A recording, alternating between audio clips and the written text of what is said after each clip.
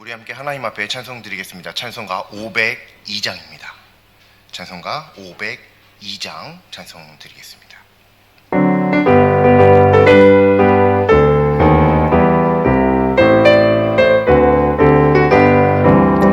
빛의 사자들이여 어서 가서 어둠을 물리치고 주의 진리 모르는 백성에게 복음의 빛 비춰라.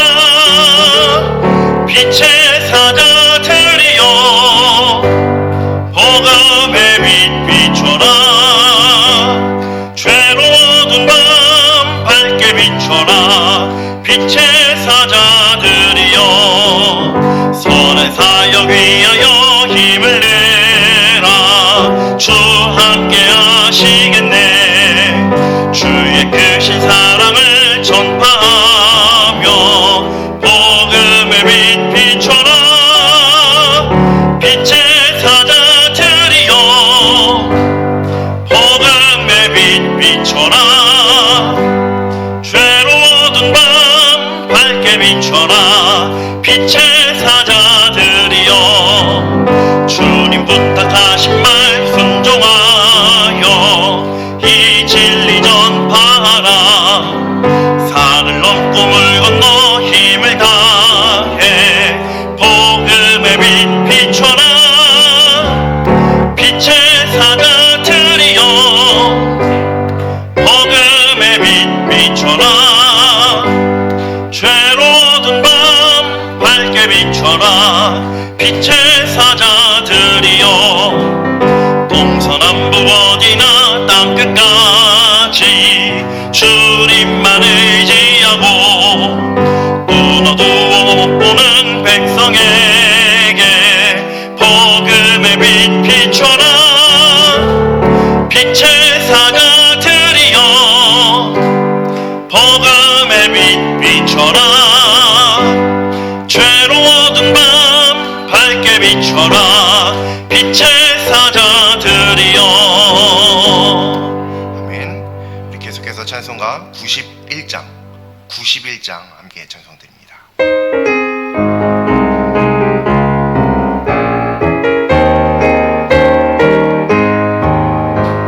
슬픈 마음 있는 사람 예수 이름 믿으며 영원토록 변함없는 기쁜 마음 얻으리. 예수의 이름은 세상의 소망이요. 예수의 이름은 천국의 기쁨일세. 거룩하신 주의 이름 너의 방패 삼으라. 환난 시험 당할 때에 주께 기도드려라. 예수의 이름은 세상의 소망이요. 예수의 이름은 천국의 기쁨일세. 존귀하신 주의 이름 우리 기쁨 되도다. 주의 품에 안길 때에 기뻐 찬송 부르리.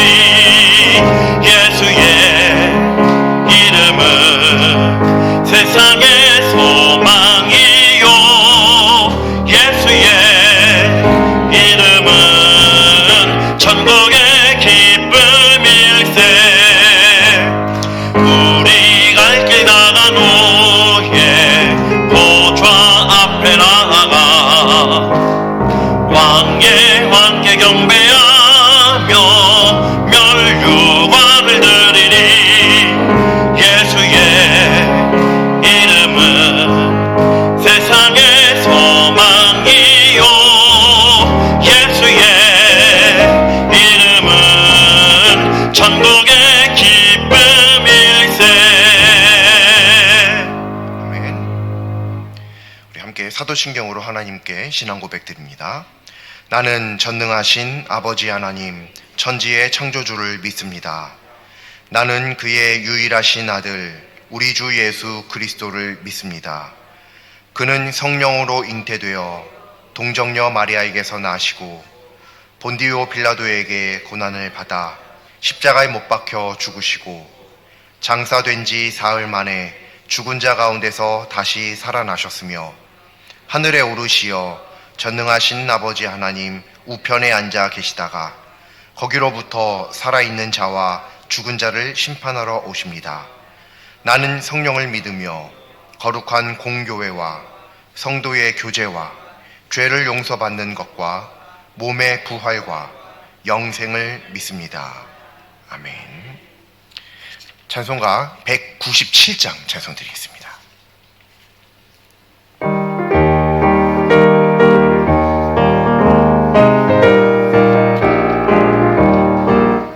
은혜가 풍성한 하나님은 믿는 자 한 사람 한 사람 어제도 오늘도 언제든지 편찮고 보호해 주시네. 주여 성령의 은사들을 오늘도 내려 주소서. 성령의 뜨거운 불길로서 오늘도 충만케 하소서. 정욕과 죄악에 물든 맘을 성령의 물길로 태우사 정결케 하소서. 태우소서. 깨끗해 하여 주옵소서. 주여 성령의 은사들을 오늘도 내려 주소서. 성령의 뜨거운 불길로서 오늘도 충만케 하소서. 희생의 제물로 돌아가신 어린 양 우리 주 예수여 구속의 은혜를 내리시사 오늘도 구원해 주소서. 주여 성령의 은사들을 오늘도 내려 주소서. 성령의 뜨거운 불길로서 오늘도 충만케 하소서. 주님의 깊으신 은혜만을 세상에 널리 전하리니 하늘의 능력과 권세로서 오늘도 입혀주옵소서. 주여 성령의 은사들을 오늘도 내려 주소서. 성령의 뜨거운 불길로서 오늘도 충만케 하소서. 오늘 말씀 함께 보시겠습니다. 오늘 하나님 말씀은 구약성경 민수기 24장 1절 2절 말씀입니다. 제 성경책으로 237쪽에 있습니다. 구약성경 237쪽 민수기 24장 1절 2절 말씀입니다. 민수기 24장 1절 2절 말씀 합독하시겠습니다. 발람이 자기가 이스라엘을 축복하는 것을 여호와께서 선히 여기심을 보고 전과 같이 점수를 쓰지 아니하고 그의 낯을 광야로 향하여 눈을 들어 이스라엘이 그 지파대로 천막 친 것을 보는데 그때에 하나님의 영이 그 위에 임하신지라. 아멘. 지금 한국은 맛있는 음식에 열광 중입니다. 심지어 자기가 먹는 것이 아니라 남이 먹는 것만 봐도 대리만족을 느낀다라고 할 정도입니다. 사람은 누구나 음식을 섭취해야만 생명을 연장할 수 있습니다. 그래서 어차피 섭취해야만 하는 그런 음식이라고 한다면 기왕이면 맛있는 음식을 섭취하는 것, 그것을 또 더욱 즐거운 일이다라고 생각하곤 합니다. 그래서 많은 사람들이 맛있는 소위 맛집, 맛있는 음식점을 찾아다니는 것을 즐거움으로 삼기도 하죠. 근데 분명히 다른 사람들이 맛있다고 하는 그 음식점을 내가 찾아가 보았지만 많은 사람들이 맛있다고 했는데 정작 먹어본 나는 맛이 없는 경험을 혹시 해보신 적이 있는지 모르겠습니다. 분명히 다른 사람들은 다 맛있다고 하고 거의 대다수의 사람들이 맛있다고 해서 갔는데 정작 내 입맛에는 맞지 않아요. 그럼 거기는 비록 많은 사람들이 맛집이라고는 하지만 나에게는 거기는 맛집이 아니죠. 이와 같은 이치를 생각하면서 오늘 하나님의 말씀을 보면 하나님께 더욱더 다가갈 수 있으리라고 믿습니다.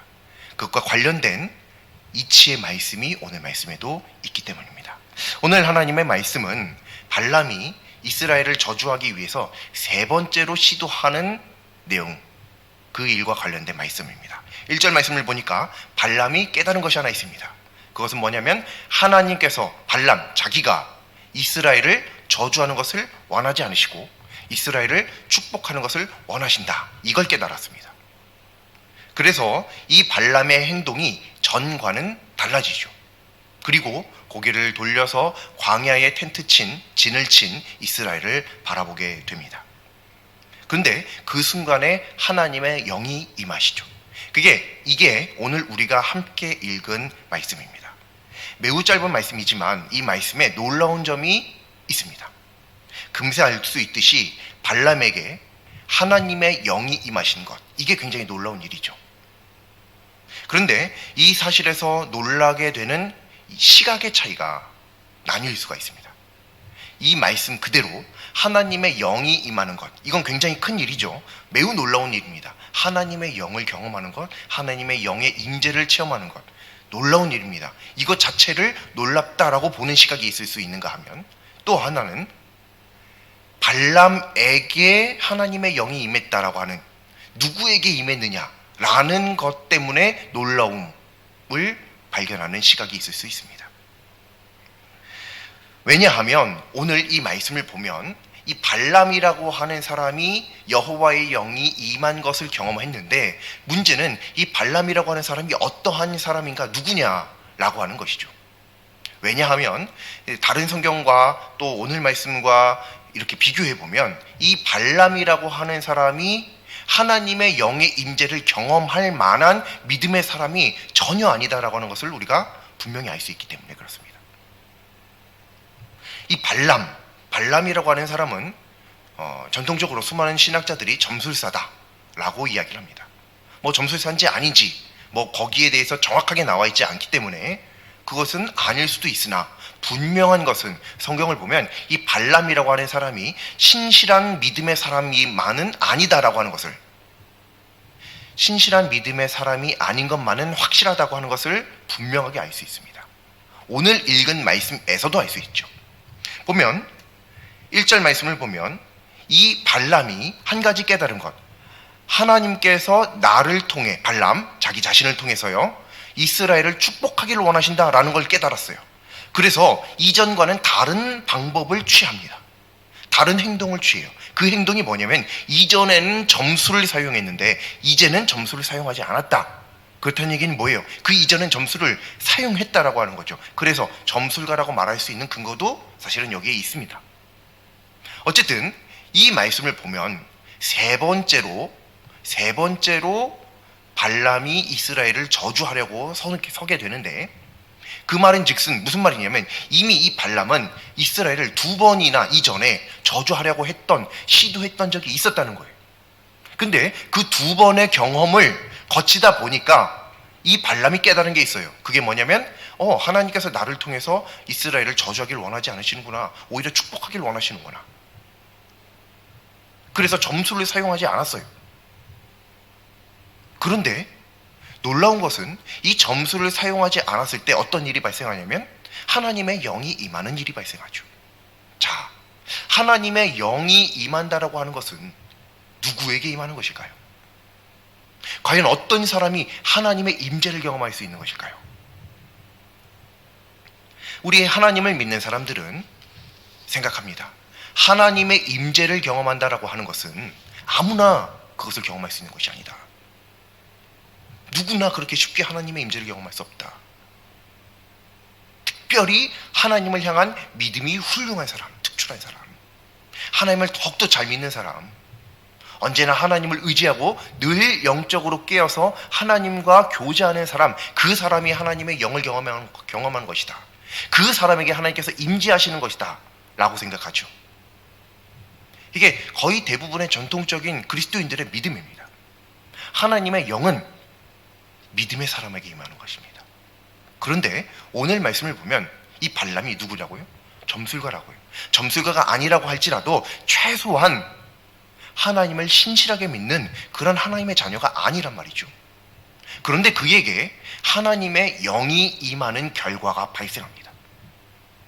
만약 우리들의 그동안 알고 있던 지식과 같이 진짜로 하나님을 잘 믿는 사람에게만 하나님께서 임재하신다면, 하나님께서 그들에게만 하나님의 영을 부어주신다면, 오늘 말씀 속에서 나타난 이 발람의 하나님의 영의 임재를 경험하는 것, 이것은 우리가 어떻게 바라볼 수 있는 것일까요? 그동안 우리가 알고 있는 일반 상식과는 다른 말씀이 여기에 기록되어 있음을 분명하게 알 수 있습니다. 그래서 이해가 안 되는 거예요, 오늘 말씀은. 그리고 어떻게 보면 기분이 나쁘기도 해요. 아니, 나처럼 하나님을 잘 믿는 사람에게 영이 임하지도 않고 저렇게 점술이나 쓰고 맨날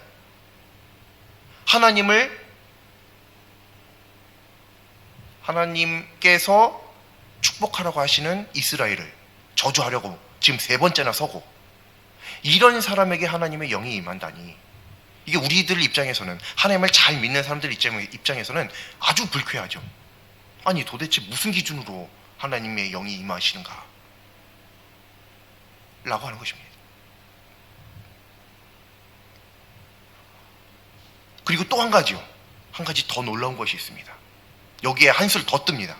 뭐냐면 발람이 그 다음 점수를 행하지 않은 것, 그러니까 아무것도 안 한 거예요. 그동안, 그 전에는 점수를 행했는데 지금은 점수를 안 행했어요. 그러니까 아무것도 안 한 거예요. 그리고 뭘 했냐면 성경 말씀에 보면 뭐라고 기록이 되어 있냐면 1절 말씀 마지막 부분에 그의 낯을 광야로 향하여 얼굴을 광야로 돌립니다.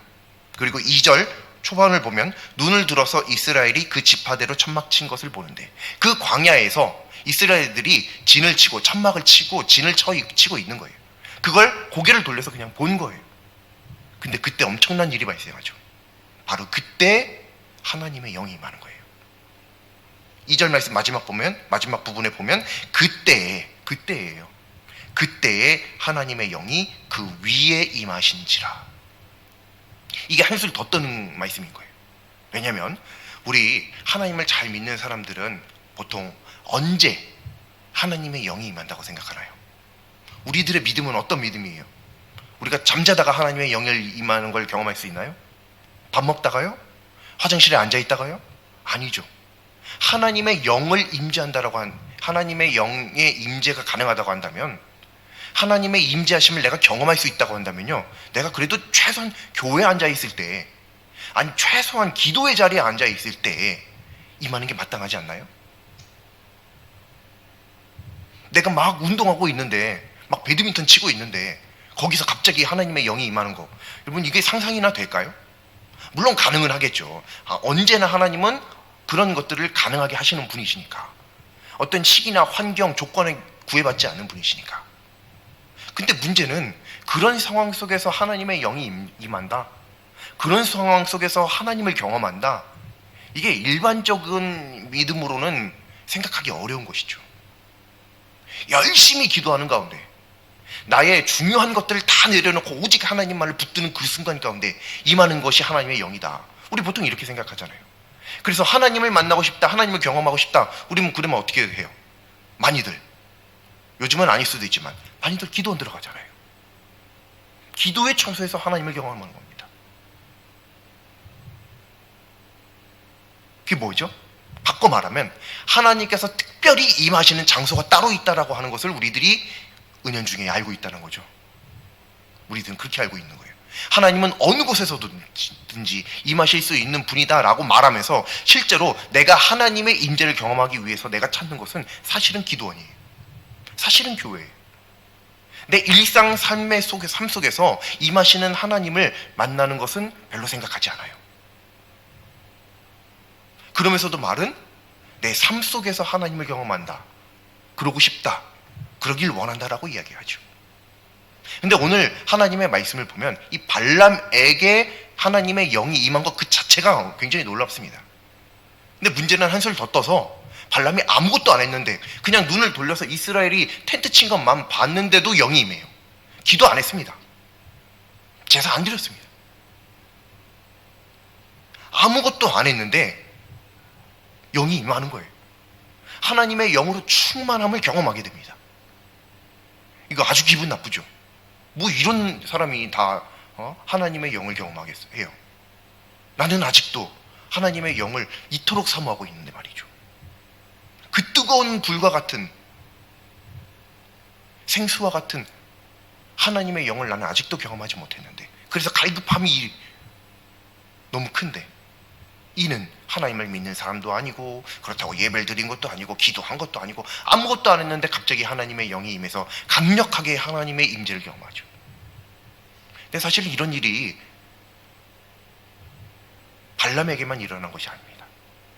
신기한 것은 성경을 보면 이렇게 하나님을 경험할 수 없을 만한 사람들이 하나님을 경험하는 것에 대한 말씀들이 종종 나와요.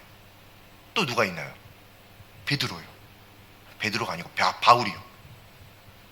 사울이었을 때 막 하나님 믿는, 예수님 믿는, 예수님을 그리스도라고 고백하는 사람들 다 잡아다가 감옥에 가두고 죽이고 그런 것들을 묵인하고 했던 그런 악랄한 사람, 그 악랄한 사람에게 하나님께서 강권적으로 임하시죠.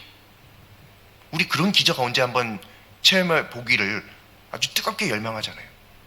근데 그는 하나님 안 믿는 사람인데 그런 일들이 임했어요. 그리고요, 하나님의 음성을 듣죠. 그 자리에서 다메섹 도상에서요. 눈이 감겨지고 앞이 안 보이고 그 자리에 있었던 사람들까지 전부 다 그 소리를 들었다고 성경에 기록되어 있어요. 그거 누구 때문이에요? 바울 때문이에요. 그 사람들 뭐 잘나서 들은 게 아니에요. 바울이 듣는데 그 옆에서 같이 들었어요. 물론 그거조차도 하나님께서 허락하셨기 때문에 일어난 일이지만, 하나님께서 바울에게만 들려주시고 싶으셨다면 충분히 그러실 수 있었겠지만 그러시지 않았기 때문에 그 주변 사람들도 들은 거지만, 어찌됐든 이 바울 한 사람을 위해서 하나님의 음성이 임했고 그것을 그 주변 사람들이 다 들었어요. 이 놀라운 일이죠. 우리들의 일반 상식과 믿음의 일반으로는 이해가 되지 않는, 때로는 기분 나쁠 수도 있는 말씀이 오늘 말씀에 기록되어 있다는 거예요. 하지만 이게 하나님의 말씀이기 때문에 이 말씀이 거짓은 아니거든요. 그렇다면 문제는 나에게 있는 거죠. 항상 말로만 무소부재하신 하나님, 어디에든지 계신 하나님, 아무데도 안 계신 곳이 없는 하나님, 그랬으면서 내가 하나님 찾을 때는 내 삶 속에서 하나님을 찾으려 하지 않고 맨날 특별한 장소, 그러니까 맨날 거기서만 그리스도인이고 내 삶의 자리로 돌아오면 난 그리스도인이 아닌 거죠. 그리스도인의 탈을 벗어버리고 다시 내 자리로 돌아오는 거예요. 그 옷을 벗어버리고 맨날 다시 원상복귀. 왜요? 내가 하나님을 만나는 장소는 교회잖아요. 교회 밖은 거긴 일하는 장소죠. 일상을 살아가는 장소죠. 그렇게 나누잖아요. 근데 그게 아니더라라고 하는 거예요. 어느 정도냐면 하나님을 안 믿는 사람에게도 임할 수 있는 것이 하나님의 영이고, 교회에서 꼭 예배드리고 기도하고 막 이래야만 하나님의 영이 임하는 것이 아니라 하나님께서 원하실 때 그냥 아무 때나 그냥 막 임하는 거예요. 하나님의 영이라고 하는 게. 물론 그렇다고 해서 이런 어떤 영적인 그런 분위기나 이런 것들이 있는 그 장소를 사모함이 잘못됐다, 이런 것은 아닙니다. 당연히 하나님을 경험하기 위해서, 하나님의 영의 임재를 경험하기 위해서 더 기도하고 더 기도의 자리를 찾아가야 되고, 그런 사람들이 함께 모인 이 교회를 찾아가야 되고 하는 것은 당연히 매우 좋은 것입니다. 하지만 거기에서만 하나님을 경험할 수 있다, 이렇게 생각해서는 안 된다는 것이죠. 여기서 우리가 확실하게 알 수 있는 것이 있습니다. 하나님의 영이 임재하는 것은, 하나님의 영을 경험하는 것은, 그 임재를 경험하는 것은 내가 어떤 필요 조건을 충족해야지만 가능한 것이 절대로 아니라는 거예요. 만약 내가 어떤 필요 조건을 충족해야만 하나님의 영을 경험할 수 있다, 하나님의 영이 임하신다 라고 한다면 오늘 말씀에서 발람은 절대로 하나님의 영의 임재를 경험할 수 없는 사람이어야 합니다. 근데 그게 아니잖아요. 우리가 흔히 알던 그 조건이 성립이 되지 않는 사람이에요. 않는 경우입니다. 우리가 틀렸어요. 무슨 말이냐면 하나님의 영은 하나님의 절대 주권 하에서 임하는 것이라고 하는 거예요. 하나님의 섭리, 하나님의 계획하심 안에서 일어나는 게 성령님의 임재입니다. 내가 그러면 막 열심히 막 기도하면 하나님께서 임하시나요? 물론 그러시기도 합니다. 하지만 반드시 그렇게 일어나지 않는다라고 하는 거예요. 반드시는 아니라고 하는 거예요. 그러니까 내가 아무리 열심히 기도해도 하나님의 영이 임재하지 않을 때도 있을 수 있다라고 하는 것을 우리들이 계산하고 있어야 된다는 거예요. 그러니까 그것 때문에 우리가 실망하고 내가 기도했는데 하나님의 영이 임재하지 않았네? 이런 것들이 말이 안 되는 말이라고 하는 거예요. 논리적으로 성경적으로 맞지 않는 말이라고 하는 거예요. 오히려 하나님의 영은 하나님께서 필요할 때 필요하신 사람에게 필요한 그 순간에 아무렇게나 원하시는 대로 주시는 거예요. 그렇기 때문에 그때가 언제인지 그가 누구인지 나인지 알지 못하니까 우리는 그것을 늘 사모함으로 기도해야 되는 거죠. 그렇기 때문에 기도 안 해도 된다 이게 아니라 그렇기 때문에 언제인지 모르고 어디에서인지 모르고 누구에게 임한지 모르고 우리는 아무것도 알 수 있는 것이 없기 때문에 나는 무시로 깨어서 하나님께서 나에게 임재해 주시기를 나에게 임하시기를 늘 간구하며 살아가는 삶을 살아야만 한다라고 하는 거예요. 그게 그리스도인의 삶입니다. 오늘 말씀을 통해서 우리가 분명하게 깨달을 수 있는 것은 내가 뭘 해야지만 하나님의 영을 경험하는 게 아니다라고 하는 거예요. 그렇기 때문에 내가 노력하면 안 된다, 노력할 필요 없다 이게 아니라 그렇기 때문에 나는 때를 가리지 않고 시간을 가리지 않고 장소를 가리지 않고 늘 하나님을 만나기를 간구하는 삶을 살아야 한다. 이게 결론입니다. 이게 결론이에요. 분명히 기억해야 됩니다. 언제 하나님께서 내게 임하실지 몰라요. 근데 만약 바울과 같이 사울과 같이 하나님을 믿는 사람들 다 잡아다가 죽이고 막 이럴 때 갑자기 성령님이 임하시는 것, 혹은 열심히 기도하며 하나님의 그 예배의 처소에서 하나님과의 만남을 갈급함으로 기도하다가 간구하다가 하나님의 영을 임재하는 것을 경험하는 것, 둘 중에 뭐가 더 복될까요? 둘 다 하나님의 영을 경험하는 거니까 다 복된 일이고 놀라운 일이긴 합니다. 하지만 기왕이면 하나님께서 임하실 때 내가 거룩한 상태였으면 얼마나 좋겠어요. 더러운 상태에 임하시는 것보다. 우리는 교회에서만 예배 드릴 때만 기도할 때만 하나님께서 임하신다라고 생각할 수 있지만 절대로 그렇지 않습니다. 때로는 내가 식사 중에도 하나님께서 찾아오실 수 있습니다. 때로는 내가 화장실에서 있을 때에도 하나님께서 찾아오실 수 있습니다. 때로는 내가 친구들과 놀 때에도 하나님께서 찾아오실 수 있습니다. 심지어는 내가 잘 때 찾아오실 수도 있는 겁니다. 우리는 언젠지 몰라요. 그러므로 우리는 늘 하나님 만나기를 사모해야 하는 사람들인 줄로 믿습니다. 우리 그리스도인들에게 하나님께서 오늘 말씀을 통해서 말씀해 주시는 것은 야, 너도 그냥 점술 해도 돼, 아무것도 안 하고 있어도 돼를 말씀하고 싶으신 것이 아닙니다.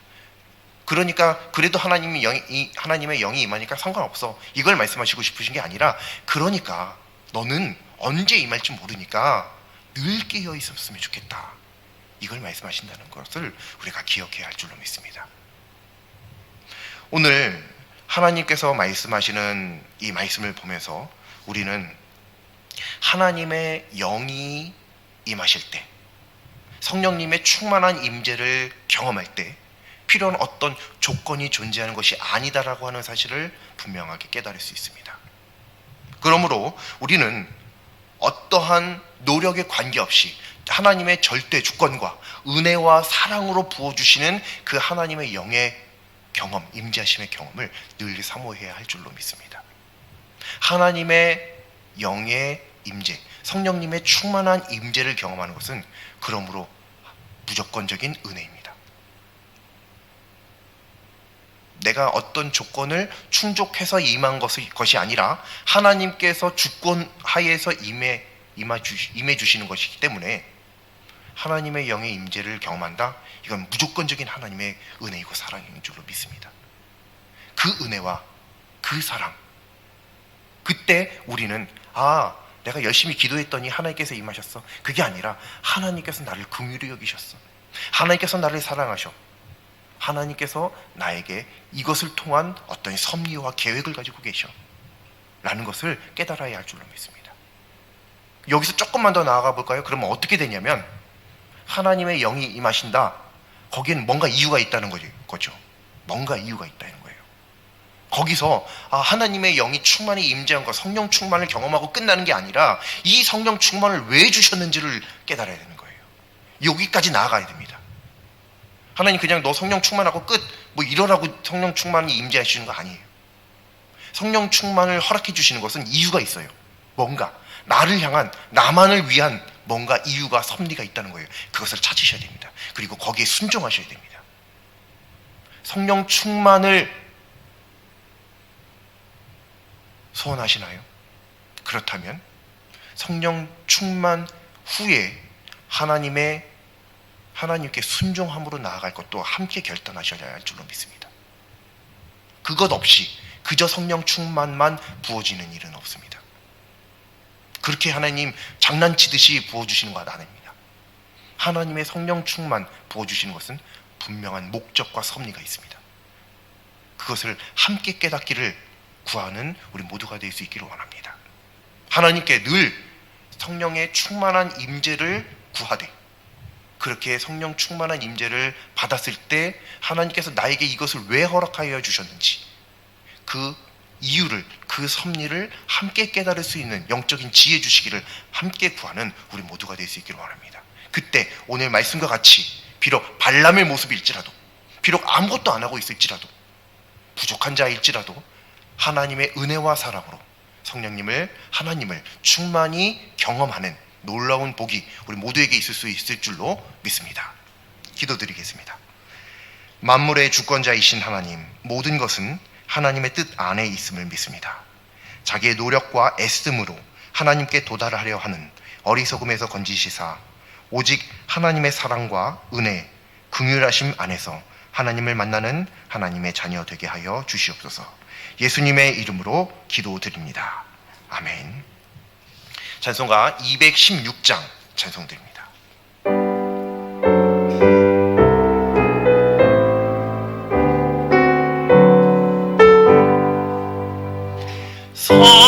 성자의 귀한 몸 날 위하여 버리신 그 사랑 고마워라. 내 머리 숙여서 주님께 비는 말 나무어 주님께 바치리까. 지금도 날 위해 간구하심 이 옅은 믿음이 아옵나니 주님의 참사랑 고맙고 놀라워 찬송과 기도를 쉬지 않네.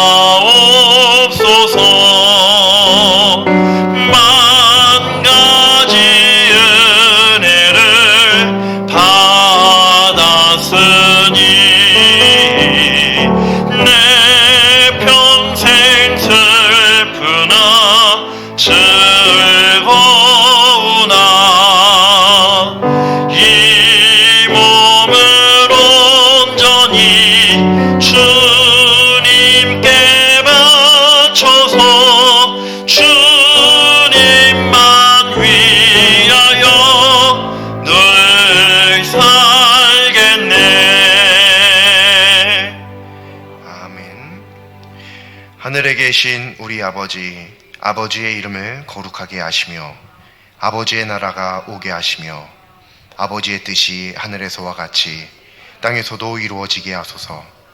오늘 우리에게 일용할 양식을 주시고 우리가 우리에게 잘못한 사람을 용서하여 준 것 같이 우리 죄를 용서하여 주시고 우리를 시험에 빠지지 않게 하시고 악에서 구하소서. 나라와 권능과 영광이 영원히 아버지의 것입니다.